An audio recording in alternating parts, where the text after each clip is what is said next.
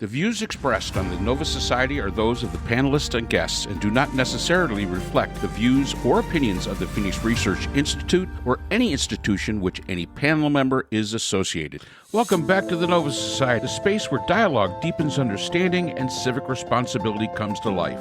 I'm Dr. Mark Bound, joined by our regular panel, Dr. Scott Gershwer and Dr. Brooklyn Ann Weldon. Together, we'll unpack the stories that matter most, exploring the headlines, the history, and the big ideas shaping today's conversations. Let's dive in and hear what the panel has for us today. Happy New Year to everyone. It's 2026. Here we are again. Huge news and many questions from our wonderful listeners. And we begin our year with a question from Nigel, who's from Orlando, Florida.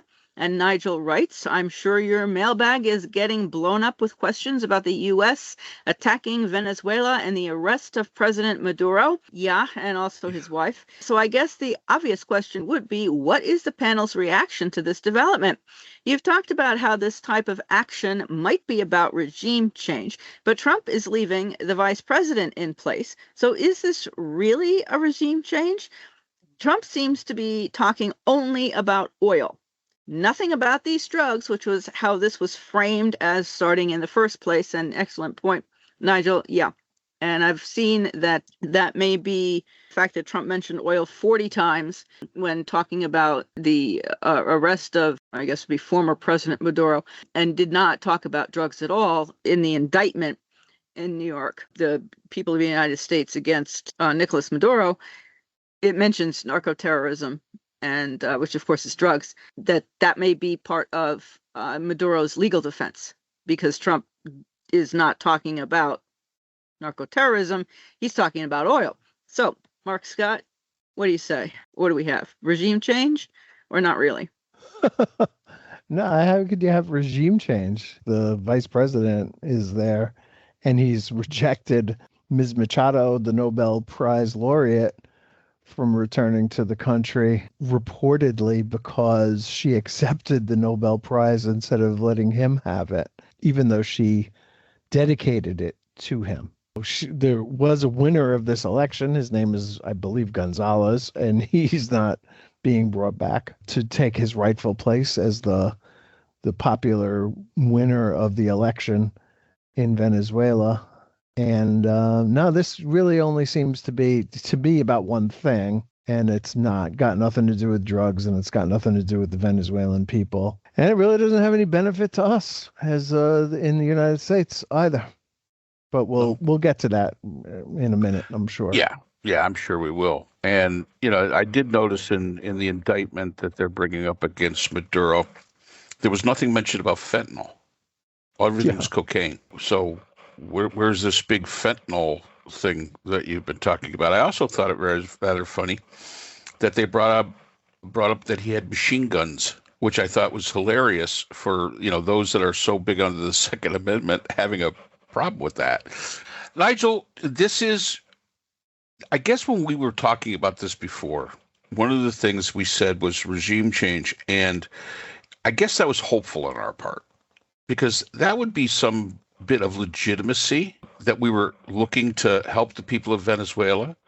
Again, Maduro, everybody has said, lost the election. However, the election commission in Venezuela, which is controlled by Maduro, said that he won the election. So, of course, that's how that played out. But if we were doing this to help the people of Venezuela, who are really in bad financial straits, you think we're bad off. They're really, really bad off. And they're bad off in their democracy. And I noticed that Trump never once mentioned democracy in his comments. And he has not put a timeline on any of this. So it's disheartening to me, because I guess it was on my end, it was a little bit of hopefulness that we were going to see that this was actually one of those cases where the United States was going in to do something good for some other people. Now, we've attempted that before, and it never seems we do very well with it. I mean, if we look at United States' history, it's almost as bad as the Nova Society podcast history of prediction. We're not very good at it. Whenever we put somebody in power, it's always the wrong guy. It's like the manager of a baseball team always selecting the wrong guy to go up to bat at the time when you really need the hit, and they select the really wrong guy to go up there. And we've always done that as a nation, and we've never gotten any better at it because we always look at our interests first as opposed to the interests of the people of, say, Venezuela. And this kind of harkens back to me. This harkens back to Iraq. We went in, whether you agree that there was weapons of mass destruction or not, you thought that was a legitimate argument or not, is irrelevant after you went in and you did it. But there was no real plan as to, okay, now what do you do?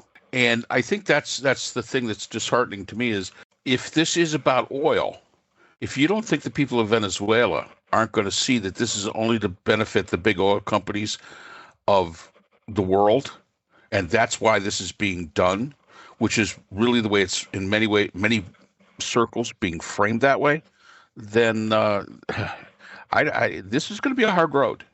And the idea of not bringing back the girl that won the Peace Prize, which would make sense, or as Scott pointed out, the guy that actually probably did win the election, bringing him back, no. So if you're keeping the vice president of Maduro's regime, if you're keeping her in place, and she has been a staunch advocate of Maduro, I can't see how you can make an argument that that's for regime change. So what it is it's an oil grab. Well, and Trump has also said that if she, the vice president, doesn't do the right thing, by which he means whatever the United States or whatever Trump himself wants, there will be worse consequences for her than there were for Maduro. I've heard from several discussion channels that of course it's not clear what worse consequences means, and that perhaps Trump means that he would murder her. But of course, there's also ways of simply removing her and disappearing her and not giving her a trial and not giving her an actual indictment and not making it visible where she actually is. The other thing that I noted from listening to Malcolm Nance, who is or was active duty and involved in like black ops operations, he pointed out that it took 28 minutes apparently for the operation to be completed for the Delta Force. I don't know, the special operations individuals from the United States to get into the presidential mansion, retrieve the president and Maduro and his wife, and extract them. And according to Mr. Nance, the United States Army, our military is good, but we're not that good. And in his opinion, Maduro and his wife would have need to have been prepackaged and pre-held for our extraction. And which means that there are people on the inside there who didn't care for him either, for Maduro either, and wanted him removed. And that's okay. So, and I'm certainly not an apologist for Maduro.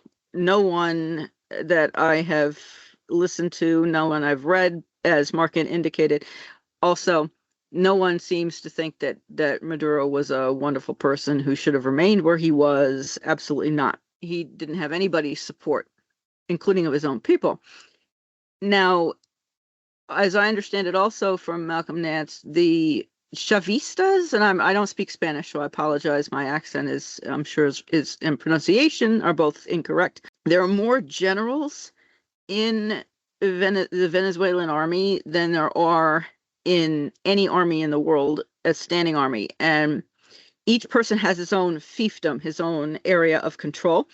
And it seems to me that if what Mr. Nance is saying is correct, and that Mr. Maduro and his wife former President Maduro and his wife were prepared and ready to go, and that the individuals who were supposed to be guarding Mr. Maduro and his wife were out of the way and didn't get in the way of what the United States was doing and were complicit, basically, then the individuals there are also very transactional.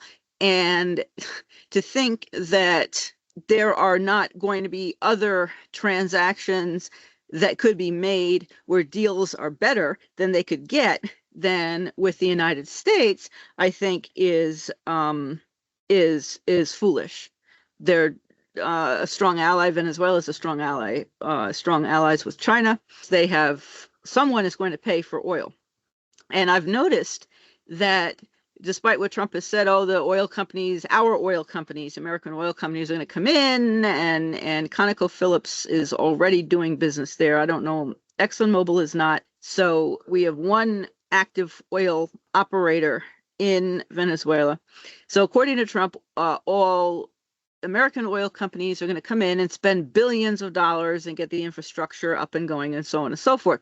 What I have not heard from at all are any comments from any oil executives from the big American oil companies, from the operators.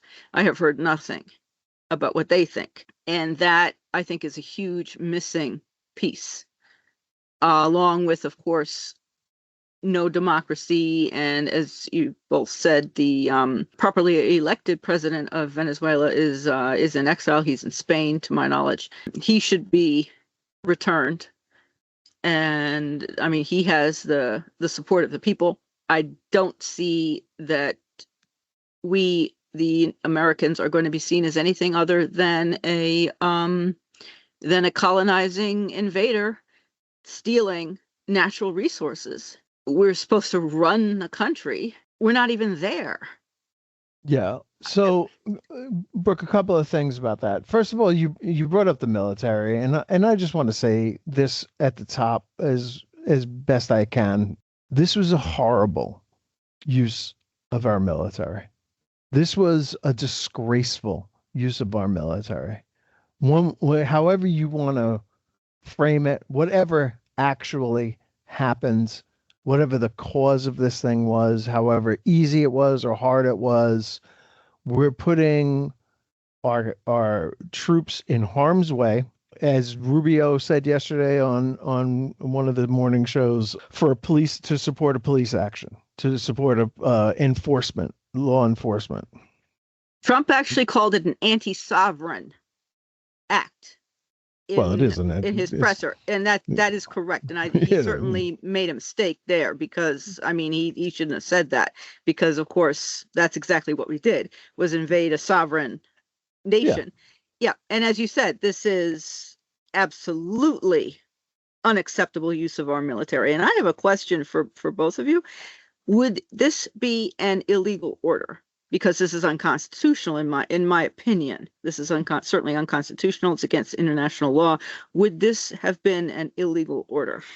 Yeah, I mean, I think it fits as part and parcel with the rest of the illegal orders having to do with Venezuela, military action in Venezuela, right? Whether it's killing 100 people on boats or now the death toll is up to 80 people in this raid for what has been characterized by Marco Rubio as a law enforcement effort. So I just want you to think about that for a second. Would we consider it appropriate or even acceptable for 40 or 80 people to be killed in like an apartment building where the police are going in to arrest a drug dealer, let's say, or even a more violent criminal than that? And the collateral damage is 80 people dead, whether they're there to protect the client or not. They are killed for this purpose. They are collateral damage. They were not, if not for this raid, they would not have been shooting back. That's the first thing that I thought of from my perspective. I woke up at 5 o'clock in the morning and saw that this was going on. And my first thought was, you see the helicopters flying overhead and you see the explosions. And then the target is to kidnap Maduro and his wife. And like you, I have zero sympathy for Maduro. Had they left Maduro there with a bullet in his head, I probably would have shrugged it off and said, hey, fuck around and find out, right? But they didn't. And I think that there's a reason for that, which is my second point. First point being that this is a horrible use of the military. My second point is this. And Mark, you tell me, please, if this sounds an awful lot like a conspiracy theory, because I am aware that this might sound a lot like a conspiracy theory, but I think there's enough backing for it that it's not actually. Trump has said a couple of times that he has spoken to Maduro. At one point, he said, "I thought he was going to leave, and he didn't." And so there's been a dialogue ongoing for a while. And the subject of that dialogue and the sort of smokescreen here is that there are big, beautiful American oil companies who are willing to go down there and spend billions of dollars on infrastructure, which will benefit the Venezuelan people. And I'm calling bullshit on that, because here's what I see. Once Venezuela started going into debt, once Venezuela started falling apart, largely due to actions that Obama took to defeat Russia after Russia invaded Crimea. Okay. Obama decided that he wanted to wreck the oil market and therefore take away Putin's main source of income. Once he did that, the collateral damage there was Venezuela, who was also a petrostate with no other means of support, who now found that oil prices were depressed around the world, and they could no longer sustain their viability as an oil producing nation and feed their own people. And one of the moves that happened when Trump was president following that was that Rosneft, the Russian oil company, moved in to buy Citgo from the Venezuelan National Oil Company, PDSA, I think it is. And they were allowed to.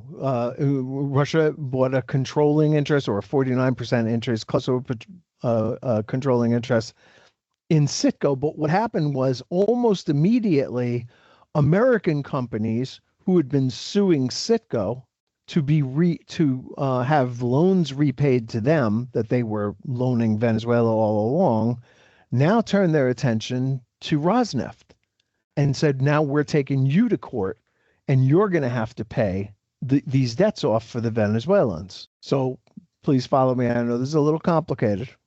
So the Russians backed off. They said, okay, we're not interested in buying a share of Citgo. And it went to auction. And the buyer was a company called Amber Energy. Amber Energy is a wholly owned subsidiary, a company owned by a very, very wealthy hedge fund manager named Paul Singer. Paul Singer was from New York originally, but now lives in Palm Beach, Florida, is a Trump mega donor. And he is what is known as a vulture capitalist. He finds distressed assets and buys them at extremely low prices and invests in them. Most recently, in February 2025, just 2 weeks after Trump reassumed office, Paul Singer bought a 49% interest in BP, British Petroleum, and immediately BP had lost 10% of its value in 2024. Immediately, because he bought it, because this was Paul Singer, vulture capitalist, buying it, the market went up, and the stock market loved it and started buying up shares. They regained, I think, 8% of the money that they had lost. They were +8 now after being -10 in 2024. So now Paul Singer bids on Citgo. And in a court in December in Delaware, a federal judge ruled that the bid was successful, and that Paul Singer is now the owner of Citgo, Venezuela's national oil company. And the judge ruled they have to turn it over. But in order to complete the sale, they needed Maduro to sign off on it, and he refused. And so when Trump is saying, big oil companies. He's talking about Paul Singer.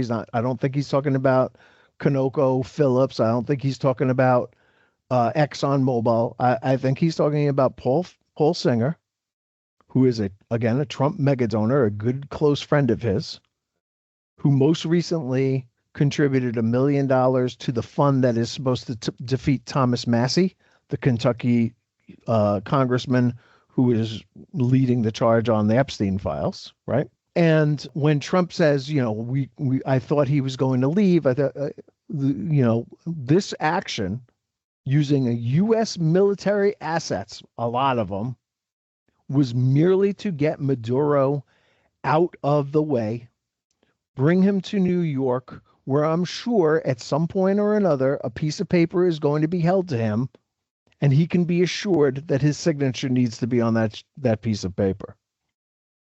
And he will sign off on that deal for Citgo, or he won't, and he'll go through this process, go to prison, stay in prison, be tried in a U.S. court. It could take years before that actually happens, right? He's arraigned today, but the trial itself could take years before all the depositions Absolutely. and paperwork and all that kind of stuff. And in the meantime, Trump has leverage on the new president of Venezuela, who's Darcy Rodriguez. And what Rubio said yesterday was, when we say we're running the country, we're not actively going in to Caracas, to, taking over the presidential palace and running the country. We're using the leverage that we have to guide their behavior in a direction that we want to guide it. And the leverage that we have is hundreds of warships sitting off their coast, not allowing them to export oil. Once they can't export oil, they have no visible means of support, and the country will starve to death. And so that's the leverage that we have. And I don't think it'll take long. And I don't think it'll take long in Cuba either, which we could discuss at some point. But this whole thing really does, to me, seem to be about Paul Singer and buying Citgo from Venezuela, and nothing more or less than that. Now, think about this. When they say this will benefit the Venezuelan people, well, okay, Venezuela, rentier state, as I've talked about many times on this podcast before, the leader of the government decides who gets what, how many people who are lining up to get their rents, who gets paid, who doesn't get paid, and how much, all up to the leader of the country. But if you denationalize Citgo, the largest subsidiary of their national oil resources company, then Paul Singer owns Citgo and not the Venezuelan people. And there is no benefit to the Venezuelan people. And if Trump wanted to do something good for the Venezuelan people, I don't think he would have negotiated arduously over months to return Venezuelan refugees who had come here in the United States back to Venezuela to face God knows what. And we know that there was just a last-ditch effort on Maduro's part to let a whole bunch of political prisoners out of jail, right? Which I think happened 2 days before this raid. And obviously that wasn't appeasement enough for Trump. But that was a gambit to say, hey, look, I'm willing to do right by the Venezuelan people. And all these refugees that you sent back here, all these asylum seekers that you sent back here, I'm willing to let them go as a goodwill, an act of good faith. And it wasn't enough. So, I mean, that's my basic framework here. All the other stuff that's going to happen, China and Russia, Cuba, who knows, Colombia, Mexico. I mean, there's a lot of moving parts here. Greenland, obviously, on high alert right now. Denmark has actually put together a force of diplomats and military to protect Greenland and to make sure that they're paying hyper attention to every word that comes out of Trump or somebody from his administration's mouth about Greenland. And they are diverting resources that would be better sent to Ukraine to help the Ukrainians fight they are now sending to Greenland. So this is worldwide destabilization. There's a lot of implications here, but the real main benefactor here really does seem to be Paul Singer, who again is a Trump mega donor and a close ally of his, who recently bought Citgo for $5.2 billion or something like that as a distressed asset, which is completely in line with how he earns a living. I don't think it's a conspiracy theory at all, because I think Are we you have sure? to. I have I have a chalkboard with lines You have and chocolate. thread Well, all over it, or yarn, you know. okay. Well, you might have taken it to the next level. However, I think my comment to this is that we have to redefine what we consider in today's geopolitical world a conspiracy theory, because half the shit that goes on, you couldn't have thought what was going to go on 10 years ago. It just would not have been in the realm of possibility. So again, I think we have to look at how we define conspiracy theory, and maybe start looking and maybe broaden that out a little bit to real honest to God possibilities that could be. It makes sense. I don't need all the string and the yarn and the pictures of people and the war board up here to see what you're talking about. But it comes back to my original comment. None of this is going to benefit the people of Venezuela. This is about oil. This is about control.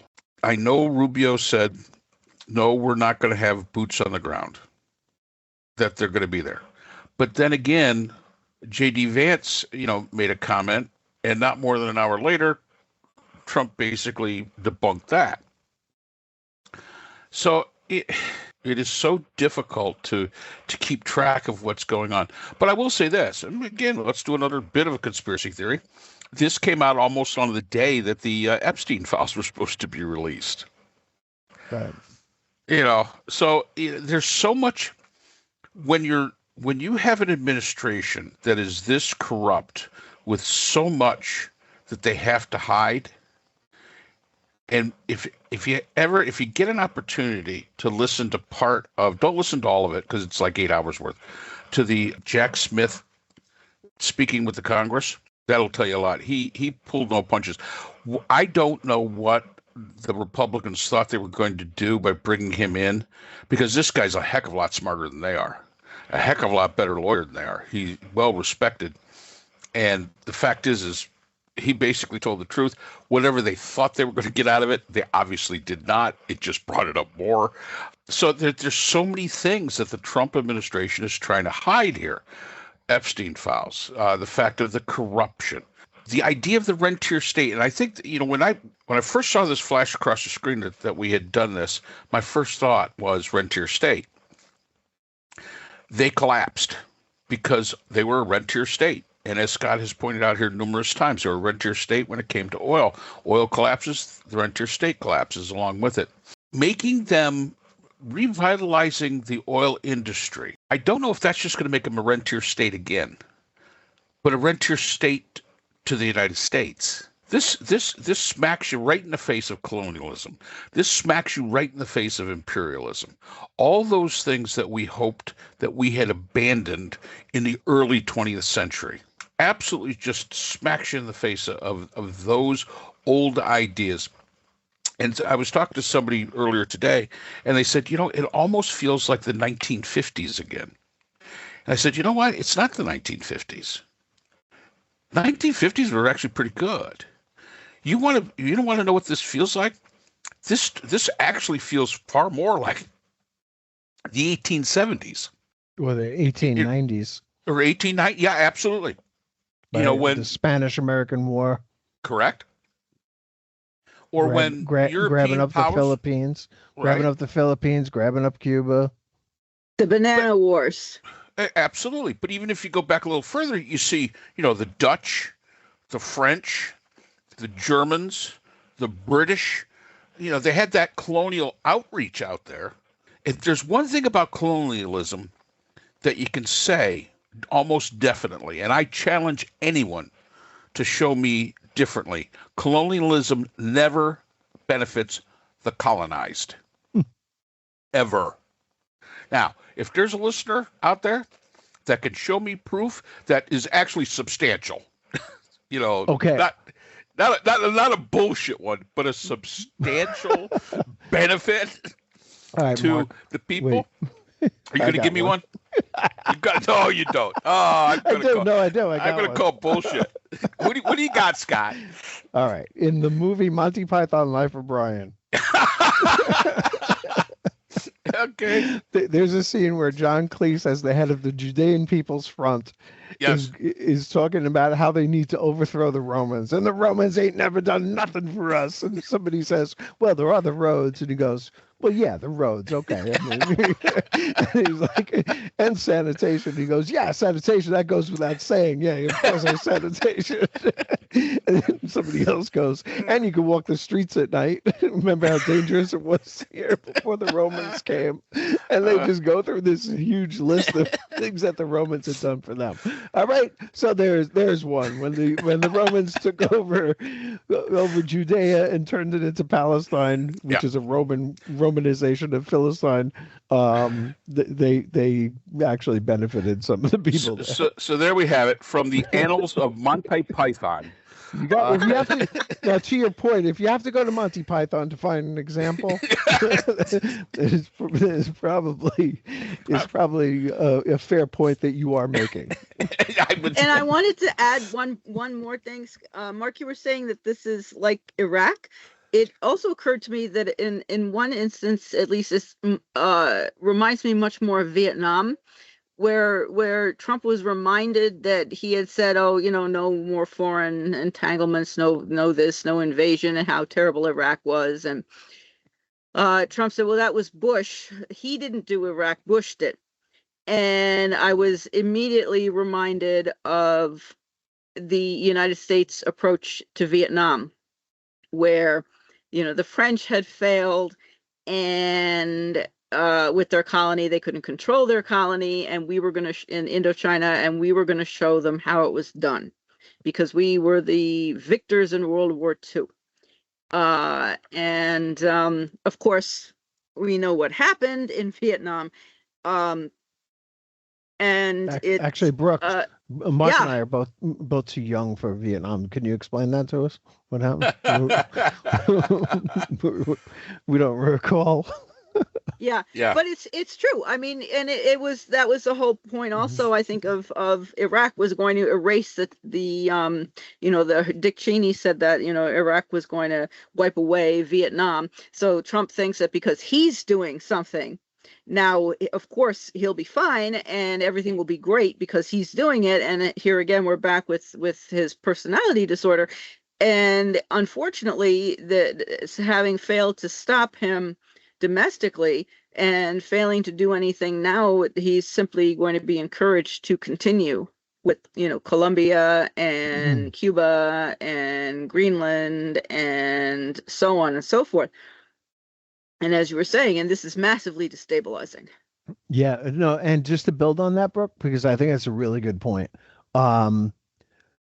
Trump, the idea of this, what was it called? The Don Road doctrine they brought up yesterday, I guess it was, of we're twisting the Monroe Doctrine into saying that we don't want. So the Monroe Doctrine in 1823 was about keeping European powers out of the Americas. It had nothing to do with American dominance over the Western Hemisphere. Like, that was not part of this. It was simply that we were not going to allow Europeans to come and colonize the Americas. And now we've turned it around to where Marco Rubio is on TV looking as coked up as anybody has ever been, by the way. I don't know what was going on with him yesterday, and said, "This is our hemisphere. We're not allowing," and they said, "Well, you're just after the oil." He said, "Well, what are Russia and China doing there? They're there for the oil too. This is our hemisphere." Hey, Marco Rubio, learn a little history, man. You're supposed to be a smart guy. You're a former U.S. senator. You're supposed to be a smart guy. This had nothing to do with us stealing the resources of the Americas for ourselves, and denying them to the Europeans. It was all about the sovereignty of these nations that were developing in South Central and North America. Not this is a US. This is all about the U.S. And so Trump has gotten that all wrong. And where he starts saying, Colombia's next, and then Cuba is going to die a slow death of its own, which it will. No, there's no doubt about that. Cuba is in huge trouble right now. And, that's the only upside I could actually see of this whole thing, because Cuba really needs to give up the obstinance that they've had. They don't have the backing to do that anymore. It's been a long time since they have, and they're not going to be able to feed their people as long as we're embargoing oil from reaching them. They're already in dire straits apparently, and they're going to need to make some reforms to their government and their system over there to come back to the democratic nations of the world. I hope that actually does happen. I think it would be a really good outcome for all this other stuff that's going on. But again, not so that we could exploit Cuba for ourselves, not that we could exploit Mexico or Colombia for ourselves, not that we could exploit Greenland for ourselves, but to allow these countries to exist on their own.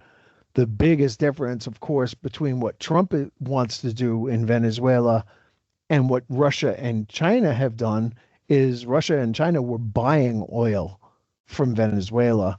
Yes, at reduced prices, right? Distressed assets.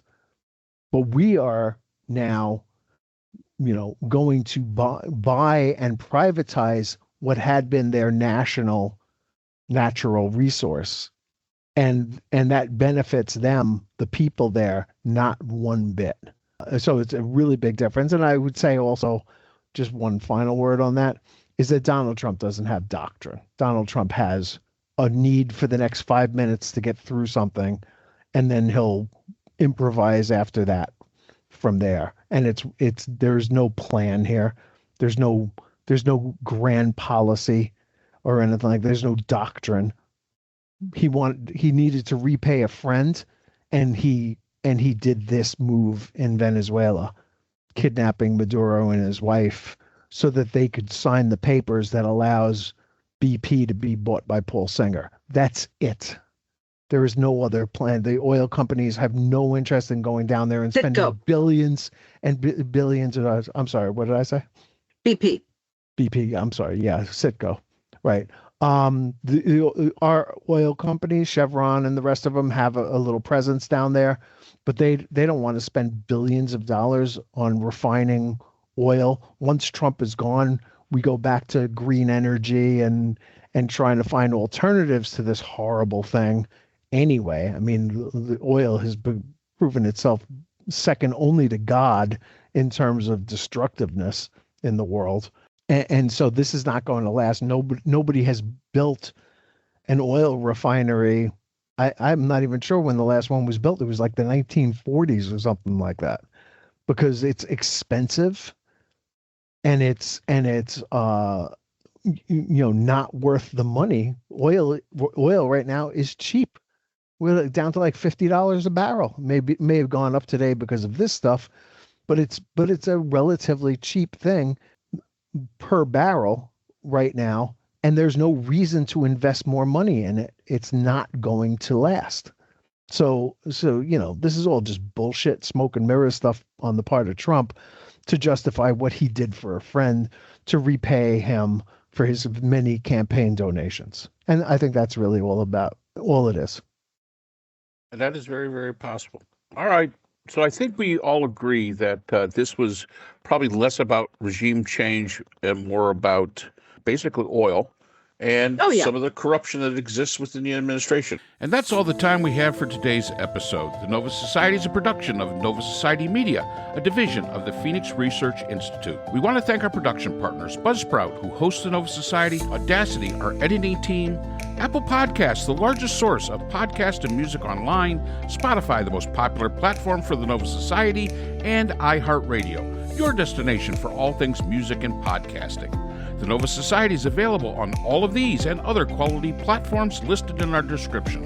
And most importantly, we want to thank you, our listeners. Without your support, the Nova Society could not be possible. If you haven't already, please consider subscribing on the platform of your choice. It's easy, it's free, and helps our channel grow. For questions or comments, you can reach us at nova.society.podcast@gmail.com. So on behalf of Dr. Brooklyn Ann Weldon, Dr. Scott Gershworth, and all of our production partners here at the Nova Society, I'm Dr. Mark Bound. Remember, the true power of society is knowledge. Thank you for listening, and we hope to see you again next time. We'd like to thank our sponsor for this episode, the Phoenix Research Group, an independent research consortium dedicated to providing solutions to social and political issues for NGOs and international government agencies.